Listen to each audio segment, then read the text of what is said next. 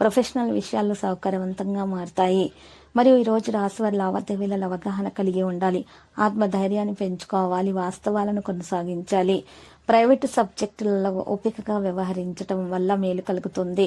ఉద్యోగస్తులైతే ఉద్యోగ రంగంలో మెరుగైన ఫలితాలు దక్కించుకోగలుగుతారు. కార్యాలయాలలో కూడా ఒకరి సహాయం అందే అవకాశం కూడా ఉంది. ఈ రాశి వారు అకస్మాత్తుగా కొన్ని శుభవార్తలు కూడా అందుకుంటారు. మీ నైపుణ్యాలను పెంచడానికి ఇది మంచి సమయము. ఆస్తి సంబంధిత విషయాలు కూడా ఈరోజు బయటపడే అవకాశాలు ఉన్నాయి. ఏదైనా పత్రంపై సంతకం చేసే ముందు 1-2 సార్లు చదివి అర్థం చేసుకున్న తర్వాత మాత్రమే సంతకం చేయాలి.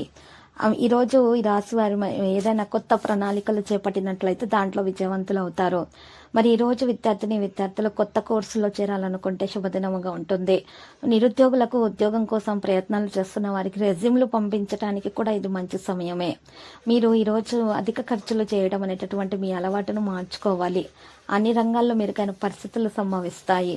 కొంతమంది అసూయ కారణంగా మీ పేరుని చెడగొట్టే ప్రయత్నాలు అయితే చేస్తున్నారు.